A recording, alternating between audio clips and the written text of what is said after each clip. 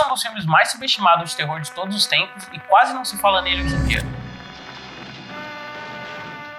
Abbott e Costello Encontram Frankenstein é um filme dos anos 40 da Universal Pictures que surge do desejo da Universal de juntar duas grandes franquias dele, Abbott e Costello, que era uma dupla de comediantes, de humor textual, e os monstros da Universal, Drácula, Frankenstein, Lobisomem, que apesar de polos opostos eram duas grandes forças do estúdio, durante os anos 30 e 40, e por que não juntá-los, A ideia do estúdio era simples, aproveitar o sucesso recente que a dupla já tinha tido num filme que também misturava terror com comédia, que era o Hold That Ghost, e pensar como essa dupla de comediantes atrapalhados lidariam com os monstros clássicos dele, E eu sei que ouvindo isso hoje em dia, pós Todo Mundo em Pânico e toda essa onda de filmes paródias, a gente pensa no quanto isso seria comum, mas na época foi uma ideia muito inusitada, Um filme que passou por vários tratamentos de roteiro, ao ponto que o primeiro roteiro do filme envolvia muito mais personagens, Dr. Jekyll e Mr. Hyde, Homem Invisível e outros, e foi acusado por um dos atores de ser um roteiro tão ridículo que a filha dele de 5 anos conseguiria escrever melhor. Então, para ter um ponto de equilíbrio, a Universal, ela reorganizou esse filme,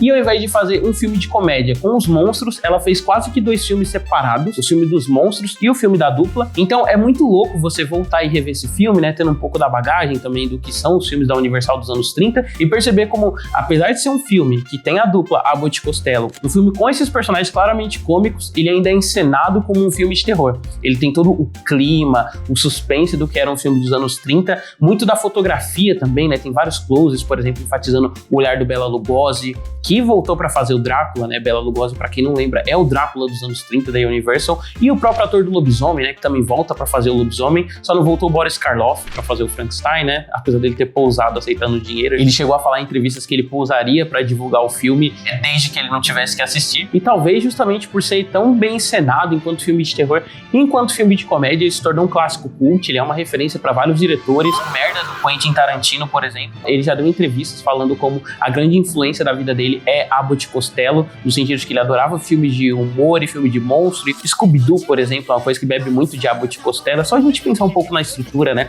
Essa coisa de você ter o Salsicha e o Scooby, que são personagens claramente cômicos, em um contexto de terror, com vários monstros que inclusive lembram os que estão em Abbott e Costello. Além de que dá pra traçar toda uma linha de terror e comédia que começa nesses filmes, Começa em Abbott e Costello, tem um ápice com Evil Dead, Gremlins, década passada com Tucker and Dale vs The Evil. E mesmo com esse impacto monstruoso, eu acho que isso fala muito pouco sobre esse filme, se deveria falar mais. E se você quiser saber mais sobre ele, você pode ouvir o podcast que vai estar aparecendo aí na tela, que é comigo e o Dr. Rafael Pedra, do podcast Dr. Rafael Pedra. A gente começou um quadro novo em que a gente cobre uma lista de 1001 filmes de terror para ver antes de morrer, com um episódio em cada um podcast, em feeds separadinhos, mas que você vai encontrar no Spotify.